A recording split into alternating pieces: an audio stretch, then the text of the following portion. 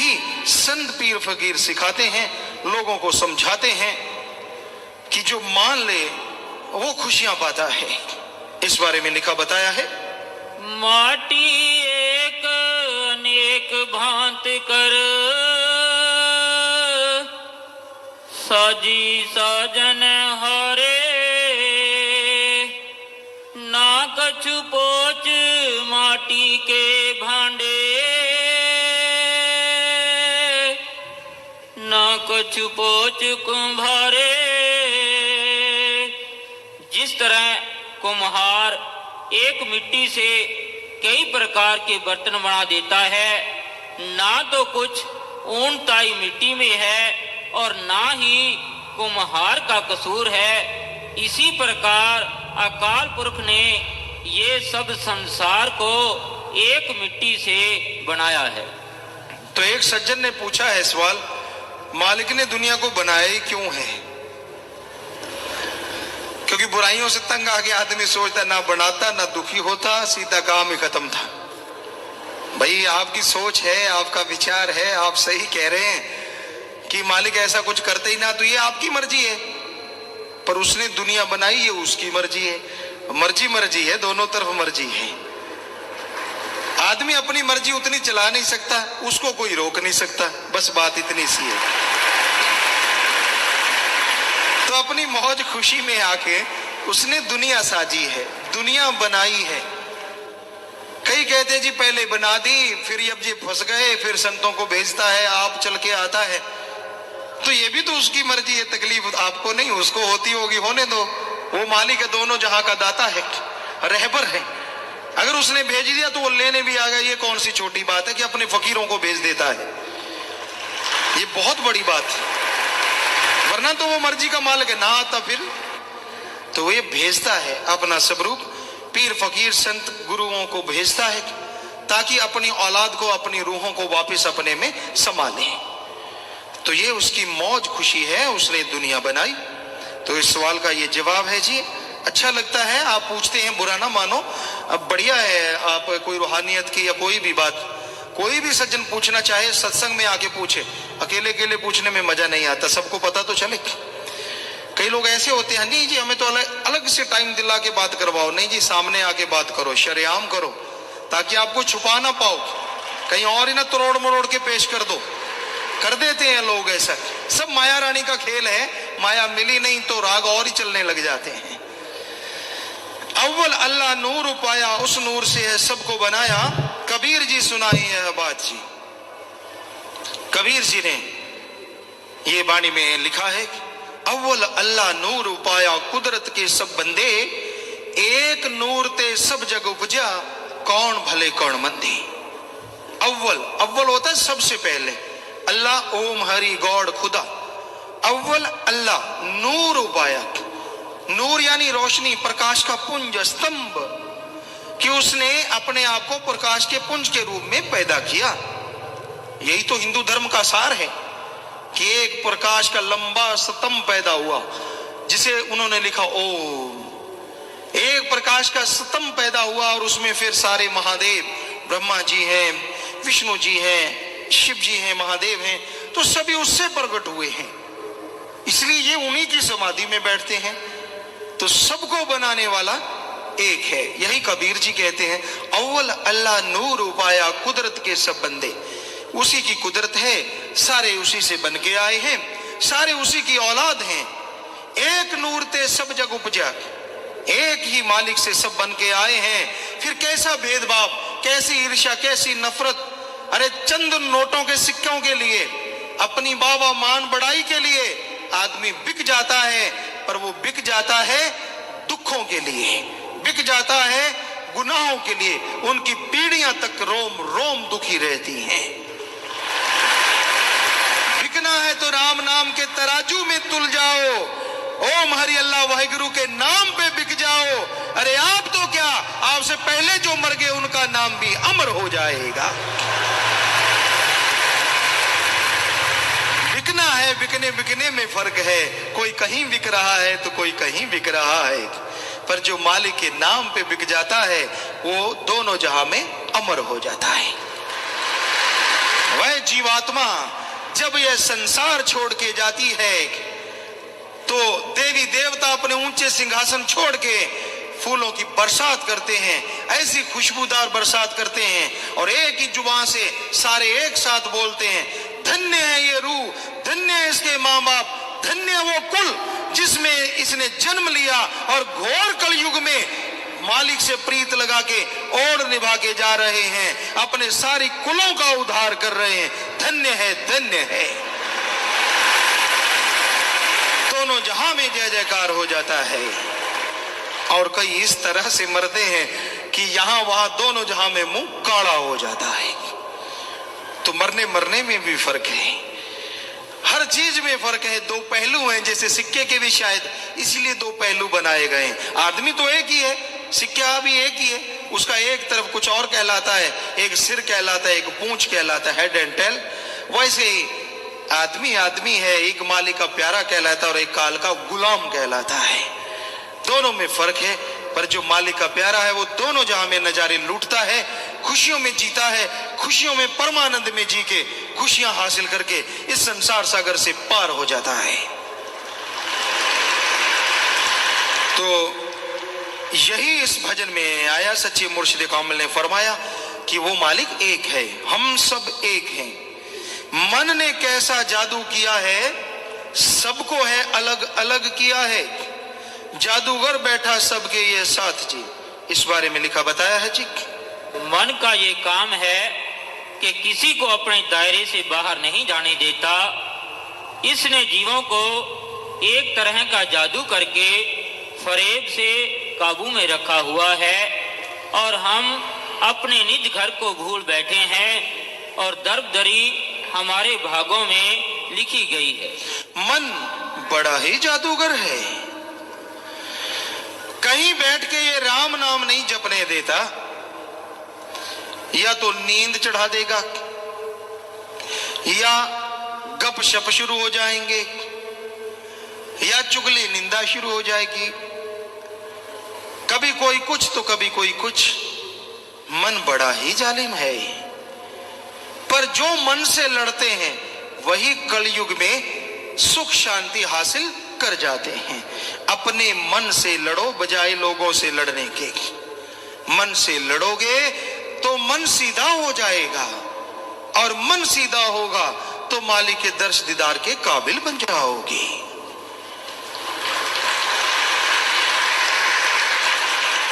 जब तक मन टेढ़ा है, कहते हैं कुत्ते की पूंछ किसी ने 12 साल सीधी पाइप में डाल दी, अच्छी तरह बांध दी, 12 साल बाद पाइप खोली तो पूंछ टेढ़ी की टेढ़ी।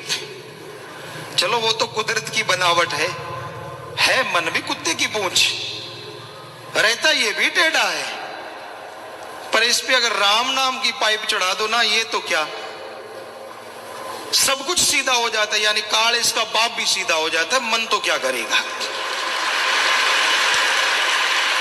क्योंकि राम नाम है ही ऐसी शक्ति, ऐसी ताकत। पर राम नाम से मतलब सुमरन करो, वरना हर जगह मन बड़ा ही। अगर ये कहीं दुनिया में सबसे बड़ा राजनीतिज्ञ अगर कोई है तो वो मन है, तो गलत नहीं होगा। शायद इसी से आदमी ने सीखी है राजनीति, लेकिन मन सबसे बड़ा राजनीतिज्ञ है। जैसे माहौल में बैठे थोड़ी देर आपका दिल लगाएगा, फिर धीरे धीरे धीरे धीरे धीरे धीरे अपने चंगुल में फंसा के आपको वहां से दूर ले जाएगा। अच्छे भले नेक कर्मों से पहले आपका बनेगा, यानी दोस्त मैं तो तेरा हूं, हाथ मिलाता है। ऐसे ही तो दुनिया में हो रहा है। थोड़ा निगाह मारो, आपसे हाथ मिलाएंगे, आपको लगता है यार ये तो मेरा हो गया, आपका भ्रम है। जिनको आप दुश्मन समझते हैं वो उनसे भी हाथ मिलाता है, क्योंकि उसका तो काम ही है मन वाला, जैसा मन करता है। ऐसे कुछ लोग हैं दुनिया में जो ये सब कुछ करते हैं, पर मालिक सदगुरु से कुछ छुपा नहीं है। टाइम बताएगा आने वाला, क्योंकि जो मालिक से द्रोह कमाता है, अल्लाह राम नाम में अड़चन डालता है, अजी फूल पत्ते तो क्या वो जड़ समेत को मला जाता है। हम तो हकीकत सुना रहे हैं, किसी को बद्दुआ नहीं दे रहे, सच सुना रहे हैं। वास्तविकता का दर्शन करवा रहे हैं आपको कि ऐसा करके आप बाहर से चाहे पता नहीं चलने देते, लेकिन वो अंदर से सब खबर रखता है। बाज आ जाओ, मान जाओ, ऐसा ना करो। राम नाम, अल्लाह मालिक की भक्ति इबादत करो, क्योंकि यही करने के लिए हमें मानस शरीर मिला है। इसी के लिए धर्म बने हैं, शास्त्र बने हैं, पवित्र वेद ग्रंथ बने हैं कि आदमी मालिक का नाम जपे। पर मन तो बड़ा जादूगर है। वैसे मन 40 किलो को भी कहते हैं, मन पक्केदा। हालांकि 2 ही शब्द है, पर है मन। तो कहते हैं ये अगर शेर है और काल सवा शेर है, तो वो दयाल, सबको बनाने वाला, अरबों खरबों को बनाने वाला वो मालिक है जिसने अरबों खरबों, शेर सवा शेर ही नहीं बल्कि बब्बर शेर भी बनाए हैं। उसके सामने ना शेर टिके ना सवा शेर टिके, तो मालिक के सामने तो क्या कोई टिकेगा। वो तो दोनों जहां का दाता है और रहबर है। सब उसी के तो खेल हैं, वही तो खेल खेलता है। ठीक है, आदमी परेशान आ जाता है उसके खेलों से, दुखी आ जाता है, क्योंकि आदमी की लिमिट है, वो वहां तक सोच सकता है। तो मालिक के तो खेल हैं सब, वही कठपुतली वाली बात। वो तो नचा रहा है सबको, किसी को कैसे किसी को कैसे, और जैसे जैसे नचा रहा है पता चल रहा है किसके अंदर क्या है, वो बाहर आ रहा है, वरना तो पता ही ना चलता। पंजाबी में एक कहावत है, वैसे है तो शायद दुनियादारी के लोगों के लिए, लेकिन फिट बैठती है रूहानियत में भी। लगदी नालों टुटदी चंगी बेकदरा दे यारी। ऐसे लोगों का पता लग जाता है ऐसे टाइम में, कितना का कोई मालिक का यार है या सिर्फ माया रानी का यार है। माया दे दो तो रंग कुछ और है, आपके गीत गाएंगे वाह वाह वाह वाह वाह वाह वाह वाह, ऐसा लगता है मेरा इतना पक्का भक्त। थोड़ी माया रानी खींचो, फिर देखना उसी मुंह से आग ना उगलने लग जाए। मामला माया रानी का है सारा। हम कब कहते हैं कि माया के बिना जीवन जीना मुश्किल नहीं? मुश्किल है, लेकिन हार्ड वर्क करो ना, मेहनत करो, पसीना बहाओ, फिर ना मालिक दे तो कहना। मालिक ने वचन कर दिए, किसी पीर फकीर ने वचन कर दिए, रूहानी संत के वचन नहीं टलते। और रूहानी संत ने कह दिया भाई तू जरूर तरक्की हासिल करेगा, और वो रजाई फाड़ रहा है अंदर बड़ा पड़ा, दे तेरे की ले तेरे की, तो रूही बाहर निकाल देगा, रजाई फाड़ने में तरक्की कर लेगा। वचन तो वचन है, जिधर मर्जी लगा ले। खुराटे मारने में तरक्की कर लेगा, शरीर को रोगों का घर बना लेगा लेटे लेटे, उसमें तरक्की कर लेगा। यही कहा ना तरक्की करेगा।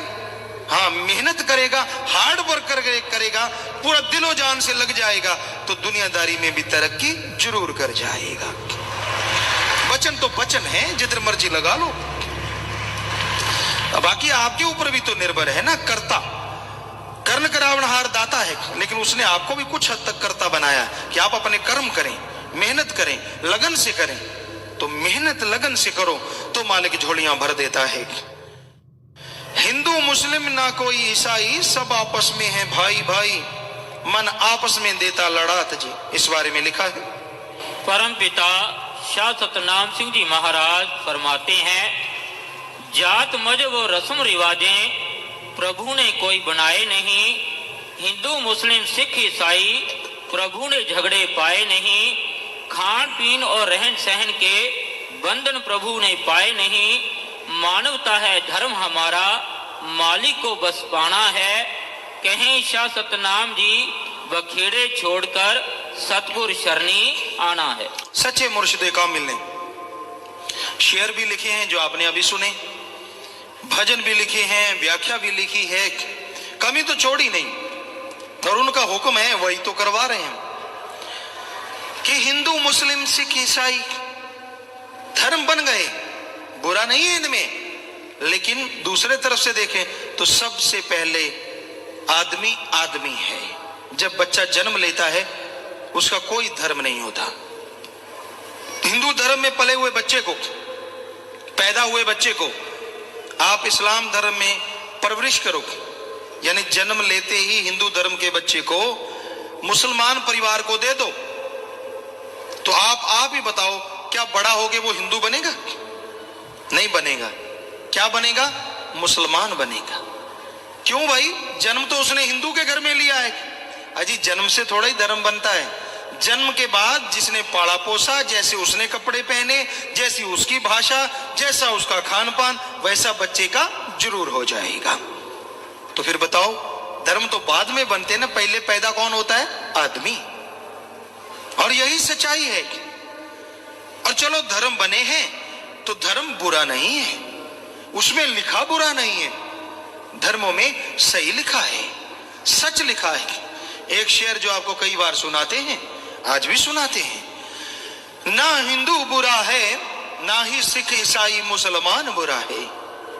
ना हिंदू बुरा है, ना ही सिख ईसाई मुसलमान बुरा है, जो बुराई पे उतराए वो इंसान बुरा है। धर्म बुरे नहीं है, ये सच है, धर्म बुरे नहीं है। और जो धर्मों का नाम पड़ गया, हिंदू, सिख, ईसाई, मुस्लिम, वो भी बुरे नहीं है, क्योंकि ये नाम उनका है जो धर्म को मानने वाले हैं। जैसे हिंदू वो है जो हिंदू धर्मानुसार जीवन जीता हो, सिख वो है जो सिख धर्म के गुरुओं अनुसार जीवन जीता हो, ईसाई वो है जो बाइबल के अनुसार जीवन जीता हो, ईसाई धर्मानुसार। और इसी तरह इस्लाम को मानने वाला वो मुसलमान कहलाता है।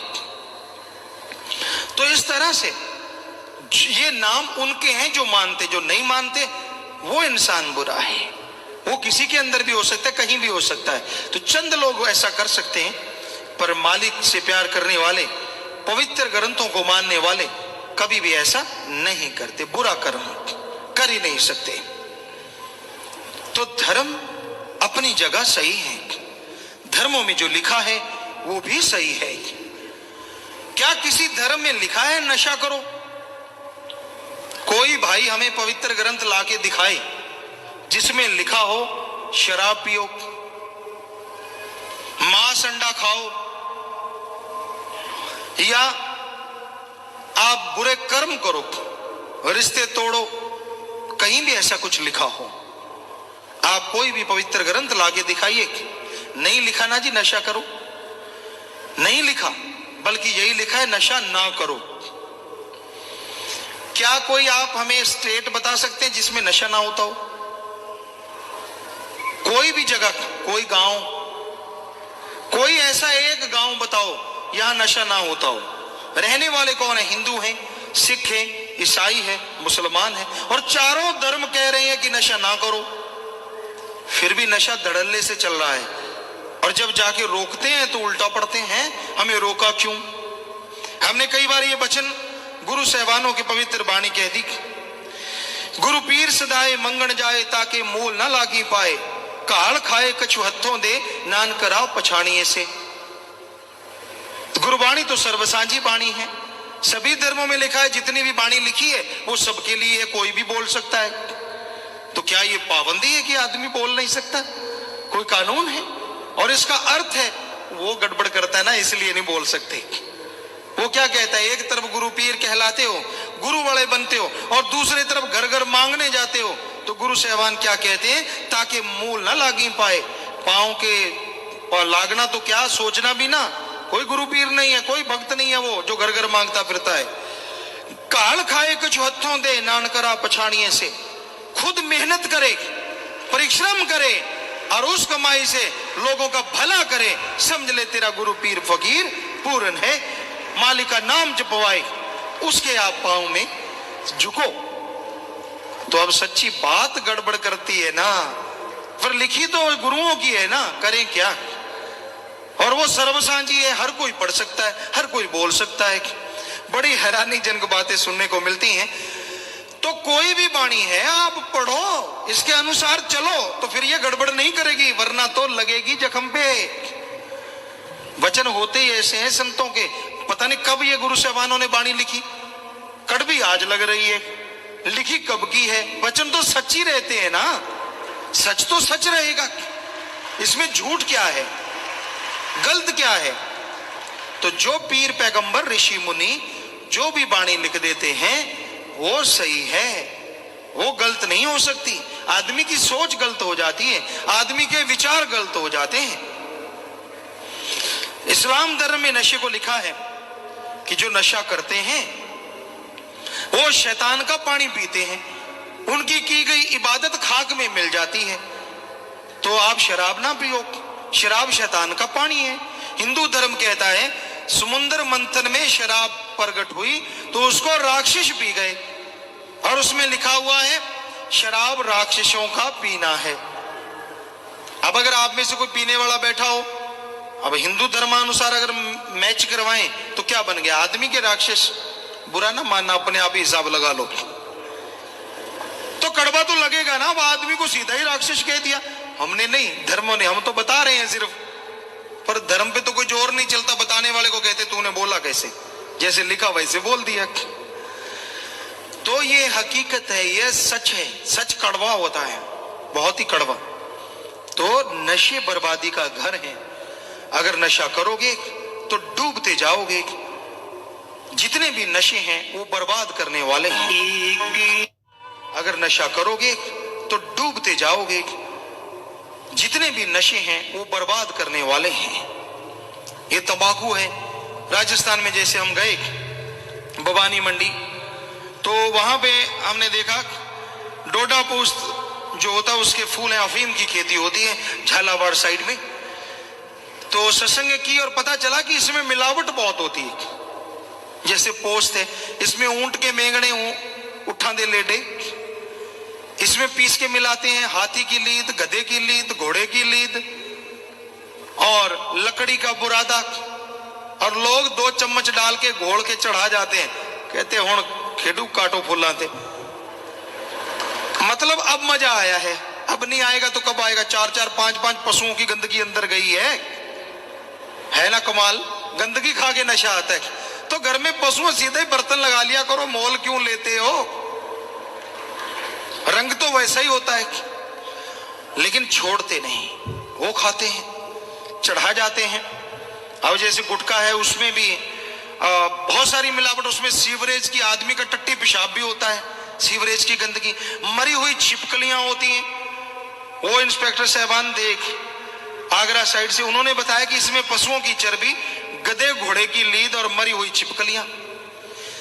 कहता ये मैंने छापा मारा तो ये चीजें पकड़ी उन फैक्ट्रियों से जो जर्दा गुटखा या ऐसा बनाते हैं। तो भाई वह गुटखा आदमी होंठ पे लगाता और पिचकारियां मारता है, बड़ा खुश होता है, होंठ सा सुजा के यूं लगता है कि मेरा तो पता नहीं क्या पोज बन गया, पता नहीं मैं कैसा हूं, तेरे जैसा कैसे की होगा, पता नहीं किस किस का क्या क्या सामान डाल रखा है।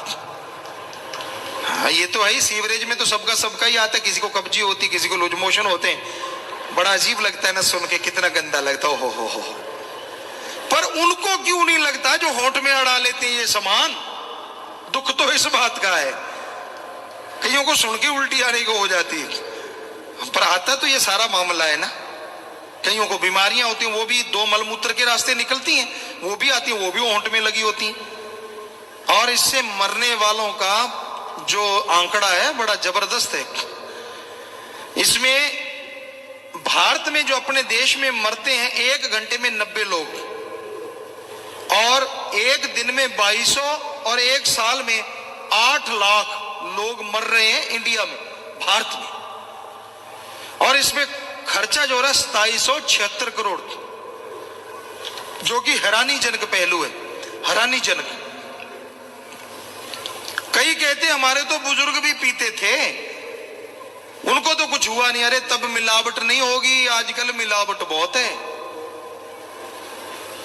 तो तू क्या कहता, कहता चलो फिर देखी जाएगी। फिर क्या देखेगा, क्योंकि ये एक बीमारी ज्यादा देता है। वैसे तो इन्होंने लिखा है डॉक्टरों ने, कैंसर सहित 24 बीमारियां देता है, लेकिन कैंसर सबसे बड़ा, जो होंठ का कैंसर, दांत का कैंसर, जबड़े का कैंसर, जीभा का कैंसर, गले का कैंसर, फेफड़ों का कैंसर, पेट का कैंसर।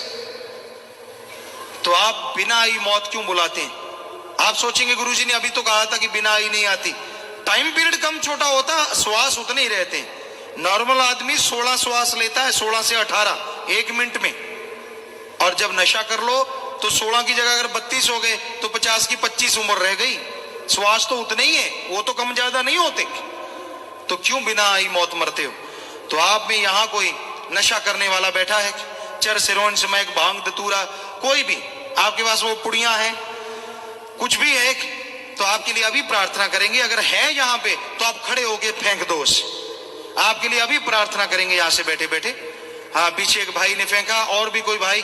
हाँ, ये शाबाश बेटा, बहुत अच्छा, बल्ले, नौजवान बच्चा है और पूरा खड़ा हो गया। इधर भी भाई फेंक रहे हैं, फेंक दो, शाबाश, वो भी नौजवान बच्चा फेंक दिया है उसने, बहुत अच्छा बेटा, शाबाश। आपके लिए प्रार्थना करेंगे अभी, फेंक दो, बहुत भाई फेंक रहे हैं, बल्ले। इधर भी फेंक दो जो आगे खड़े हो। हाँ, फेंक दो, कहीं आगे बैठे होते यार, पता ना चल जाए। तो भाई अगर अब भी नहीं मानते तो घर में भी एक डिब्बा लगा लो, सुबह सुबह जाते तो घर की फैक्ट्री, घर का ही सामान, नहीं तो निकाल दो, मत घबराओ, पता तो चल जाएगा तो कोई फर्क नहीं। अब आपने छोड़ दिया ये पता चलेगा। और सेवादार इकट्ठा कर ले भाई, जिनकी ड्यूटी होती है। हाँ, ये देखो नौजवान भाई ने फेंका है, इधर बच्चे ने पकड़ा है, किसी ने फेंका, शाबाश, बहुत बड़ी बात है। नौजवान बच्चे आजकल नाम में बड़े अग्रणी हुए हैं। हम गए अब महाराष्ट्र में, तो वहां कॉलेजों ने नाम लिया है, 5-5 हजार बच्चों ने, पूरा कॉलेज। और उन्होंने कह के स्पेशल उनके लिए गए, सत्संग नहीं था, उन्होंने कह के बुलाया कि गुरुजी को लेके आओ, और खूब जोर जोर से बोल के नाम लिया, गुरु मंत्र लिया। तो भाई इस तरह से आपसे गुजारिश है कि सभी, चाहे बड़े हैं छोटे हैं, ये नशा नहीं करना। सेवादार भाई इकट्ठा कर लो, घूम के बीच में सेवादार कम नजर आ रहे हैं घूमते हुए। आप बताओगे किसी को तो ही पता चलेगा, यूं घूम रहे हो क्या पता चलेगा किधर है।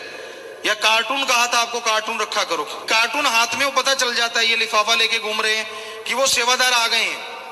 आगे से जो जिम्मेदार हैं, बंगीदास या जो भी, ख्याल रखें भाई, और कार्टून दिया करें अलग से, और वो लोग जाएं तो पता चलता है कि भाई गंद उठाने वाला आ गया भाई। हाँ, नशा तो नहीं कहेंगे, इसे गंदी कहेंगे। बहनों, आपके पास भी किसी के पास है तो देख लो। हाँ, नहीं होता है, हरियाणा से एक माता कहती क्या करूं, मेरे यहाँ पेट में दर्द है, थोड़ा चढ़ा लेती हूँ, तो उसने फेंका था अंदर जाके। इधर भी अगर कोई बैठा है, कोई भी नशा करने वाला, तो आप भी खड़े होके फेंक दें, बहादुरी है आपकी। हाँ, देखो कोई खड़ा होता है कि नहीं, बैठे बैठे फेंक दो माता बहनों, क्योंकि मन कहता है तेरी बेइज्जती हो जाएगी, तो इतने दिन खाया वो बेइज्जती नहीं। तो भाई नशा फेंका है, भाइयों की तरफ और बहनों की तरफ भी फेंका, तो सेवादार बताएं। तो आपने सबने नशा जिसने फेंका, और जो पहले नहीं करते और नहीं करेंगे आगे से कभी भी, तो आप सबसे प्रार्थना करते हैं, आप हाथ खड़ा करके वायदा करें कि हम कभी भी कोई नशा नहीं करेंगे। सभी लोग, सभी जितने भी हैं, हाँ, हाथ थोड़ी देर खड़ा रखें, बड़ी बात है ये। हाँ, बहनों ने, भाइयों ने, सबने हाथ खड़े किए हैं कि हम कभी भी नशा नहीं करेंगे। हाँ जी, अब हाथ नीचे कर लें, और आप सबके लिए मालिक से प्रार्थना, विनती, दुआ है कि आप सेवा सुमरण करें, वचनों पे अगर पक्के रहें तो मालिक बहुत जल्दी आपके हर अच्छे नेक काम में आपको सफलता दे, खुशियों से आपको नहलाए, ये मालिक से दुआ करते हैं। और आपने नशा छोड़ा है, औरों को भी छुड़ाएं, ये भी आप एक तरह से सेवा के रूप में ले लें कि हम दूसरों का भी छुड़वाएंगे, और उस सेवा का फल भी आपको नगद मालिक जरूर देंगे, और जल्दी देंगे। तो ये बहुत अच्छी बात है। सेवादार भाई लिफाफे भर भर के ला रहे हैं, और बहनों की तरफ शायद किसी ने नहीं फेंका, शायद नहीं होंगे, क्योंकि माता बहनें वैसे बहुत कम करती हैं, लेकिन यूपी हरियाणा में कई जगहों पे देखा है, चाहे बहनों माता कोई नस्वार भी लेता हो तो भी छोड़ दो। हाँ, क्योंकि कईयों के नाक काले हुए पड़े होते हैं, तो ये चलता है, बहुत ज्यादा प्रोग्राम है, नशे कई रूप में आते हैं। हाँ भाई, कार्टून लेके पीछे तक जाके आओ, और सेवादार जो संगत बैठी वो निगाह रखे, जो भी पर्ची आपके पास गिरी है वो फेंक दो उसमें। संत सभी को है समझाएं, आपस में सब प्रेम कमाएं, बड़ी एकता में है औकात जी की। संत सभी को समझाते हैं, आपस में प्रेम करो, किसी जीव का दिल ना दुखाओ, कोई कैसा है आप अगर सही हो फिक्र ना करो, जो जैसा है मालिक उसको वैसा ही दे देगा, बस आप अपनी तरफ से सही रहो, मालिक खुशियों से माला माल आपको जरूर करेगा। ये जरूर ख्याल रखो, अच्छे नेक बन के रहो, और राम नाम प्यार मोहब्बत के राह पे दृढ़ता से अणख और गैरत के साथ बढ़ते चले जाओ, ऐसी मंजिल मिलेगी शायद ही कोई पा सका हो। क्योंकि ये घोर कलयुग है, इसमें भक्ति करना कोई छोटी मोटी बात नहीं है। हम यहाँ 21-22 स्टेटों में गए, जगह जगह ठेके हैं, परमिट मिला हुआ है, अहाते हैं, शराब पी सकते हो, गाड़ियां निकाल सकते हो, अहाते बने हुए हैं, उसके परमिट हैं। लेकिन राम नाम का परमिट देने में सारे झिझकते हैं, कहते ना भाई राम नाम आप नहीं गा सकते, माहौल खराब होता है। अब शराब छुड़ाएंगे तो माहौल खराब होता है, बीड़ी सिगरेट नशे छुड़ाएंगे तो माहौल खराब होता है, भ्रूण हत्या से रोकते तो माहौल खराब होता है, और गुंडागर्दी शराब पी के अपनी माँ बेटियों की, आपकी भी कभी ना कभी इज्जत लूटे तो देखेंगे माहौल ठीक होता है कि खराब होता है। दिनों दिन माहौल खराब हो रहा है और संत फकीर उसके लिए बीड़ा उठाते हैं कि हमने इस माहौल को सुधारना है, इस बुराई को हटाना है। उनके लिए परमिट नहीं दिया जाता और नशा बुराई करने वाले शरेआम नंगे घूमते रहते हैं, उनके लिए परमिट है। कितना अजीब है ये समय और कैसा भयानक है ये कलयुग। इसके नुमाइंदे एक दिन जरूर तड़प के इस दुनिया से विदा होंगे। अरे राम नाम माहौल खराब कर सकता है? असंभव। राम नाम के साथ साथ साध संगत सामाजिक कितने कार्य करती है। विधवाओं के मकान बना के देना, अंधों को आंखें देना, अरे खून देते हैं, खून। हमने देखा एक बार चंडीगढ़ हमें जाना पड़ा, एक भाई बीमार था, दूसरे भाई को कहा थोड़ा खून दे दे, ब्लड ग्रुप सेम था, वो कहते मैं अभी आया, ऐसा अभी आया शाम तक नहीं आया। सगे वाले अपने वालों को खून नहीं देते और यहां मालिक के प्यारे इतने बैठे हैं, शायद ही कोई इनकार करे, सब तैयार हैं। देखो अपने आप हाथ खड़े कर रहे हैं कि जी हम तैयार हैं खूनदान के लिए। हाँ ये देखिए कि खूनदान हो चाहे मरणोपरांत आंखें दान हो, हाथ खड़ा रखें आप, इतना बड़ा जज्बा है आपका। तो ये मालिक की रहमत नहीं तो और क्या है कि लाखों लोग क्या ये माहौल बिगाड़ रहे हैं, खून दे रहे हैं, आंखें दान दे रहे हैं और सबका भला सोच रहे हैं, भला कर रहे हैं। तो ये तो माहौल सुधारते थे, सुधारते हैं और सुधारेंगे, और मालिक इनका और इनकी कुलों का काम काज सुधारेंगे। आशीर्वाद हाथ नीचे कर ले, शाबाश। बहुत बड़ा जज्बा है और ये मेरा सतगुरु मुर्शिद कामिल शाह मस्तान शास्त नाम, धन्य है मेरा साईं जिन्होंने आपके अंदर ये जज्बा भरा है। धन्य है आप जो मानते हैं और धन्य है वो माँ बाप जिन्होंने आपको जन्म दिया है। तो ऐसा ही दृढ़ जज्बा रखो, अपने अंदर भावना रखो, इसी को अणक गैरत कहते हैं कि आप हिम्मत से प्यार मोहब्बत की राह में बढ़ते जाओगे तो कमी नहीं आएगी। दया में रहमत से आप माला माल हो जाओगे और सुख शांति आपके कदमों में होगी। यकीन मानिए मालिक जरूर जायज मांग पूरी करेंगे जो वचनों पे रहते अमल करते हैं और सेवा करते हैं। तो आपसे प्यार रखना है, पूरी एकता। ये मुर्शिद कामिल कहते हैं संत सभी को हैं समझाएं, आपस में सब प्रेम कमाएं। बड़ी एकता में है औकात जी, बस एकता में औकात है सबसे बड़ी। और आप सब एक हैं, हम सब एक हैं, हमारा मालिक एक है। जो इस बात को मानता है यकीन मानो वो उसके ऊपर दया में रहमत मूसलाधार बरसती है। तो इस बारे में लिखा बताया है, महात्मा जोहन्ना जब बूढ़ा हो गया, इतना बूढ़ा कि वो चल नहीं था सकता और मुश्किल से ही बोल सकता था, उसको एक ईसाई बच्चों की संगत में सहारा देकर उपदेश देने के लिए ले गए। वो ऊंचा सिर करके कहने लगा, छोटे बच्चों एक दूसरे से प्रेम करो। फिर दूसरी बार ये कहा, आपस में प्रेम करो। फिर तीसरी बार सिर ऊंचा करके कहा, आपस में प्रेम करो, और चुप कर रहा। लोगों ने उससे पूछा, महात्मा क्या तेरे पास इससे ज्यादा और कोई उपदेश देने को नहीं? तो जवाब दिया, मैं यही बार बार उपदेश करता हूँ, क्यों जो इंसान के सब गुणों में से प्रेम सबसे जरूरी है। जब आप आपस में प्रेम करोगे और ये तुम्हारे अंदर जबरदस्त घर कर जाएगा तो बाकी सब गुणों को आसानी से ग्रहण कर लोगे। और सब बरकतें अपने आप आ जाएंगी। तो प्यार से बढ़ के दुनिया में कोई चीज नहीं। प्यार मोहब्बत मालिक का सबसे बड़ी ताकत है, खुशी देने वाला है। आपको बताया नशे, तो यहां लोग नशे छोड़ते हैं, बहुत सारे सज्जन यहां नशे छोड़ते हैं, पर कई नशे ऐसे होते हैं आदमी की अकल दंग रह जाती। नॉर्फिन फोर्डविन का जो इंजेक्शन है, अगर एक पूरा उसको लगा दो जिसने कभी नशा ना लिया हो, डॉक्टरों ने बताया कि वो आदमी की डेथ तक भी हो सकती है, मौत हो सकती है। अगर पूरा 3 ml या जितना भी वो होता है, जिसने कभी नशा नहीं लिया एकदम से लगा दो। पर अगर वो 3 ml एक पूरी डोज होती है, तो अगर जो कोई 70 टीके रोज लगाता हो, एक टीके से आदमी मर सकता है, लेकिन 70 रोज लगाता हो, उसको छोड़ना कोई छोटी मोटी बात नहीं होती। आदमी के अंदर हिम्मत और मालिक अल्लाह वाहिगुरु राम का प्यार होना चाहिए, तो वो छोड़ सकता है। तो ऐसा ही एक आदमी, नाम नहीं लिखा आपने, क्या नाम उनका, राजन शैद, हाँ जी, तो वो सामने है, ये 70 टीके लगवाता था। पीजीआई चंडीगढ़ से जवाब मिल गया था कि नहीं भाई तेरा कोई इलाज नहीं हो सकता, और ये यहाँ पे आया, राम नाम का जाप किया और महीना एक शायद सेवा की होगी, 15 दिन या महीना, और ये बिल्कुल नशा छोड़ गया, अब आपके सामने है। और सेवादारों ने एक बार पूछा, कोई जो अपने दिल्ली दूरदर्शन है सज्जन आए थे, कहते ऐसे कैसे ले लेता था? कहता पिताजी से आगे दिलवा दो, मैं फिर भी ले सकता हूं, अब भी शुरू कर सकता हूं।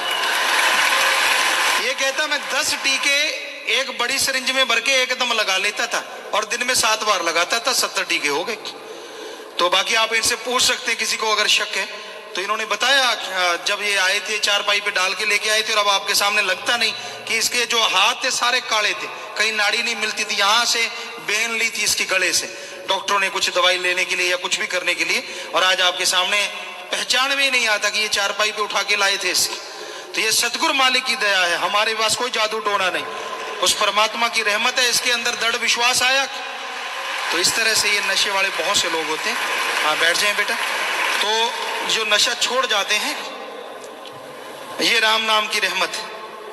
ये अब है जी, कुछ भाइयों ने पर्चियां पूछी, बस बहुत अच्छा, छोटी बात पूछिए, बाहर रहकर सेवा कैसे करें? किसी भी देश में आप रहते हैं, इंसानियत को जिंदा रखें, मानवता को जिंदा रखें, खूनदान दें, भलाई नेकी का काम अपने हाथों से करें। कई जगह पे सत्संगियों ने किया है, हमें बताया। एक जगह बर्फ आ गई, ये तो पता नहीं कनाडा या कहां, उन्होंने बताया जी बच्चों का स्कूल जाना बंद हो गया, तो इन्होंने उठाया सुबह सवेरे बहुत जल्दी, और उस बर्फ को रोड से हटा रहे हैं। लोग दंग रह गए, ये कौन है? पता चला शास्त्राम जी ग्रीनेस वेलफेयर फोर्स के मेंबर हैं।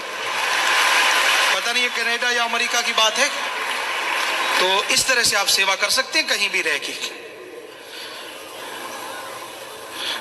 ये किसी ने पूछा है, मेरे हजूर पिताजी धन प्यार भरा नारा, काल को कब जाम पिला रहे हो? कलयुगी इंसान को जाम पिलाना काल को जाम पिलाना ही है, और जैसे जैसे कलयुगी इंसान जाम पीते जाएंगे, काल भी अपने आप ही उसमें आता जाएगी। तो आप जितने ज्यादा इस देश में रहने वाले लोगों को जाम पिलाएंगे, वो उतना ही उसके ऊपर भी असर होगा, और मालिक दयाल का रहमो करम बढ़ता जाएगा। किसी ने पूछा क्या हाथ की जो लकीरें होती हैं इसमें सच होता है? आजकल तो गपौड़ी कहें तो अच्छा रहेगा, पर पहले कभी टाइम था, आज भी कोई हो सकता है, कुछ ना कुछ तीर नहीं तो तुक्का थोड़ा बहुत, इसको ज्ञान कहते हैं, विज्ञान। पर यह नहीं कि 100% सच होता है। आजकल तो गप मारने वाले ज्यादा हैं। किसी को कहते तेरे 100 साल जिएगा, वो 40 जीता है। कईयों को कहा तू 30 साल जिएगा, उसकी 100 साल की उम्र होके मरा। तो ये तो गड़बड़ है। आजकल पैसे का मामला ज्यादा हो गया है। वैसे भी विज्ञान थी किसी जमाने में, इस पे लोग रिसर्च किया करते थे और पैसा नहीं लेते थे। क्या संतों के मन होता है? शारीरिक तौर पे जब कोई भी शरीर बनता है, लेकिन जो गॉड गिफ्टेड होता है उसमें मन नहीं होता, मालिक होता है मन की जगह पे। वैसे तो सबके अंदर मालिक है, लेकिन वहां जाहिर हो जाता है, सदगुरु से जाहिर कर देते हैं। ये किसी ने लिखा है कि पिताजी जो बल्ब फ्यूज हो गए उन पे मेहर करो। वैसे तो कायदा ये है कि जो बल्ब फ्यूज हो जाता है उसको काट के दोबारा उसकी तार लगाना मुश्किल है, लेकिन क्योंकि यहाँ राम नाम कारीगर है, वो भगवान कारीगर है, तो वो फ्यूज बल्ब को भी फिर से जगा सकता है। बस वो तौबा कर ले, मान ले कि मैं आगे से नहीं करूंगा, और सच्चे दिल से मान ले, ऐसे नहीं ऊपर से हाँ कान खींचता फिरे, नाक रगड़ता फिरे, सुई वहीं की वहीं, तो वो तो फिर डैमेज हो जाता है फ्यूज, तो क्या फिर मुश्किल है। लेकिन अगर मान ले गलती करके, और मालिक उसे जरूर मुआफ कर देते हैं और फिर से वो लाइट देने लग जाता है, ये सच है।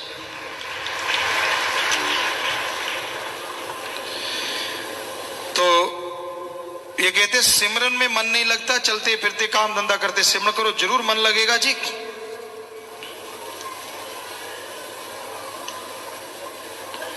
रचना मालिक ने रचाई है, काल को भी मालिक ने बनाया है, और फिर काल से मालिक ने बुत बनवाए। कहते जी इन्होंने थोड़ा भ्रम है इनको, रचना तो मालिक ने रचाई और काल ने कहते हैं बुत बनाई, तो फिर सब कुछ किसने बनाया, चक्कर में पड़ गए। सब कुछ मालिक ने बनाया है, उसने पहले काल महाकाल को बनाया है, फिर उससे सारी रचना करवाई है।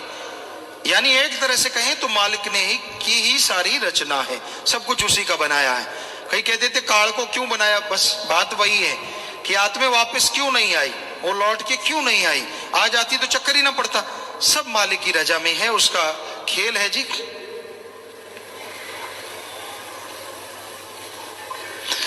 कहते जी नचाने वाले के कारण मन नाचता रहता है, फिर आदमी को अच्छा बुरा क्यों कहते हैं।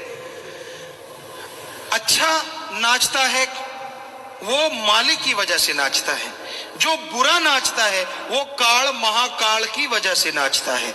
आदमी में कॉमन सेंस है, सोचने की शक्ति है कि वो पहचाने अच्छाई में, नेकी में, भले कामों में जो नाचता है, मालिक के बिना चल ही नहीं सकता कोई, मालिक की रहमत होती है उस पे।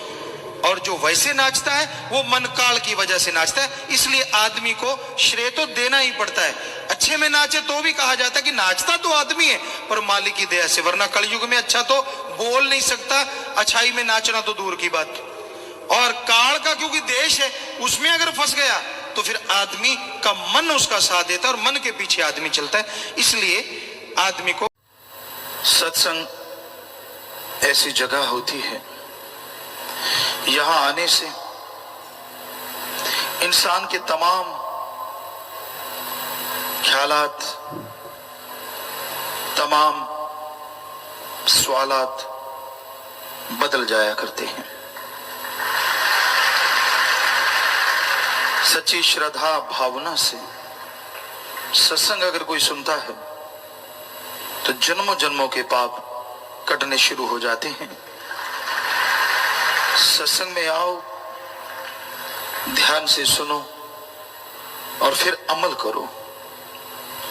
जो इंसान अपने पीर फकीर के वचनों को नहीं मानता, जो इंसान सत्संग सुनने के बाद भी रूहानियत को मजाक समझता है, पूरी जिंदगी मजाक बन जाती है। दुख परेशानियों का, नरकों का कारण बन जाती है। इसलिए सत्संग सुन के उसको अपने जीवन में अपनाओ तो जिंदगी में बहारें आ जाती हैं। सत्संग इंसान को वो निगाह बख्शती है,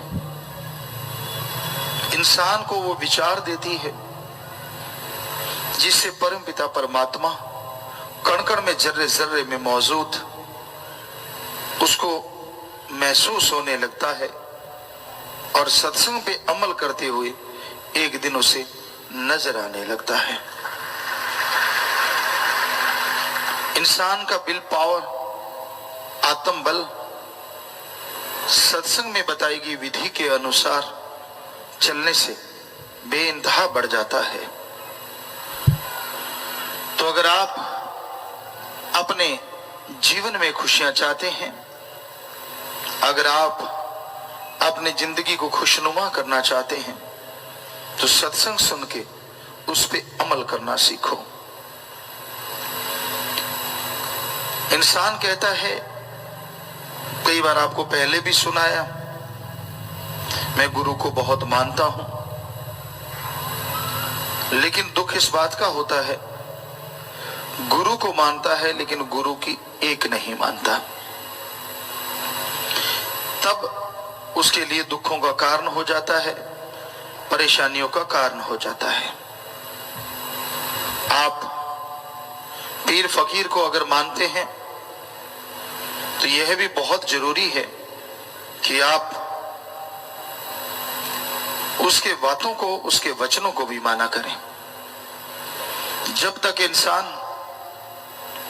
गुरु पीर फकीर के वचनों को नहीं मानता तब तक वो दोनों जहां में खाली रहता है। इंसान को मालिक नियामतें बख्शता है, बेइंतहा खुशियां बख्शता है, बिना कहे उसके कर्म अल्लाह राम काटता रहता है। उसे पता भी नहीं होता कौन से भयानक कर्म आने वाले हैं, कब आने थे और कब चले गए। जो मालिक से बेइंतहा इश्क करते हैं, प्यार करते हैं, वचनों पे 100% चला करते हैं, उनके भयानक से भयानक कर्म भी कट जाया करते हैं। इंसान के कर्म कितने भयानक हैं इसका अंदाजा कोई नहीं लगा सकता। कई बार इंसान सोचता है मैं सत्संग सुनता हूं, सत्संग में बैठता हूं, मेरे तो कर्म कटते रहेंगे, कोई दो राय नहीं। शास्त्र नाम शाह मस्तान जी दाता के वचन हैं। आप सत्संग में आते हैं, सुनते हैं, बना बनाया सुमरन ले जाते हैं जो आगे जाके आत्मा के काम आएगा, जो रूह के काम आएगा।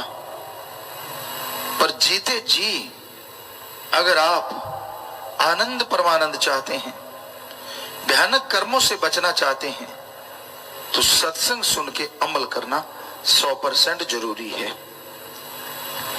इसमें कोई दो राय नहीं कि सुमन का फल मिलता है, इसमें कोई दो राय नहीं कि आपके कुलों का उद्धार होता है। लेकिन अगर आप खुद उसकी बेइंतहा खुशियों को हासिल करना चाहते हो तो सत्संग सुन के अमल करना जरूरी है। और अमल क्या करना है? घंटा सुबह शाम कम से कम सुमन करें, सेवा करें, निंदा चुगली बुराइयों से बचे रहें। मालिक से जोड़ो तो मालिक आपके कुलों को जोड़ेगा, मालिक से तोड़ो तो आप दोनों जहां में भटकते रहोगे, नरक भोगते रहोगे। तो ये वचनों को आप अगर मानते हैं तो बेइंतहा खुशियां हैं। अदरवाइज सत्संग में रहते हुए, यानी सत्संग में जब बैठे हो तब नहीं, सत्संग आपने सुना, आप अपने घरों में चले गए, आप अपनी रहने वाली जगहों में चले गए, वहां जाके फिर वही निंदा चुगली, तो आपके जो भयानक कर्म हैं वो कटते नहीं, बल्कि वो कर्म आपको नरक में ले जाते हैं। उसका दुख, उसका दर्द फिर आपको महसूस होता ही नहीं बल्कि भोगना पड़ता है। तो ये जरूरी है कि सत्संग सुन के अमल किया जाए। कई बार इंसान सोचते हैं, कोई ना कोई सवाल भी उठता है कि यार फला आदमी सत्संग में रहता था, बड़ी सेवा किया करता था, वो मालिक से दूर क्यों हुआ? तो शायद उसका जवाब आपको मिल गया होगा जो हमने अभी अभी बोला। सत्संग सुना, सुमरण का फल मिला, आत्मा के खाते में जमा हो गया, लेकिन सुन के अमल नहीं किया तो उसको इस जन्म में भयानक कर्मों का सामना करना ही पड़ता है। उसे कर्म भोगने ही पड़ते हैं, चाहे वो सेवादार क्यों ना हो, चाहे वो सत्संग सुनता हो, फल तो उसको मिल रहा है। लेकिन अगर वो अमल नहीं कर रहा तो झोली फटी हुई है, रहमतें आती हैं चली जाती हैं, आती हैं चली जाती हैं। इसलिए अमल करना जरूरी है।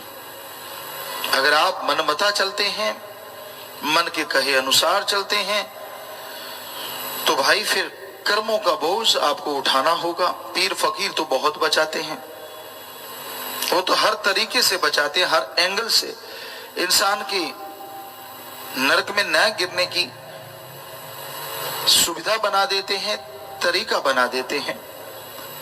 पर कई लोग ऐसे भी होते हैं कि वो संतों के वचनों को सुनते नहीं, मानते नहीं। उनके अंदर एक ही होता है कि एक बार नरक का स्वाद चखना है, और वो भूल जाते हैं कि नरक का स्वाद जो एक बार चख लेता है फिर वो नर्क में ही जिंदगी भोगता है, तड़पता रहता है, व्याकुल रहता है, चाह के भी किसी को नहीं बता सकता कि मेरे साथ क्या बीत रही है, क्योंकि बेइज्जती होती है, और जो बीत रही होती है उसे बदल नहीं सकता क्योंकि खुद ही नरकों को चुना है। तो इसलिए सत्संग सुनते हो, फल मिलता है, लेकिन अमल करना जरूरी है।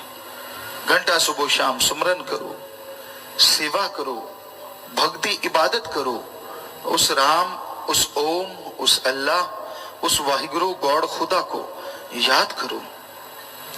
उसकी भक्ति से आपकी आत्मिक शक्ति जागृत होती है, और आत्मिक शक्ति से भयानक रोग पता ही नहीं कैसे खत्म हो जाते हैं, इंसान को पता ही नहीं चलता।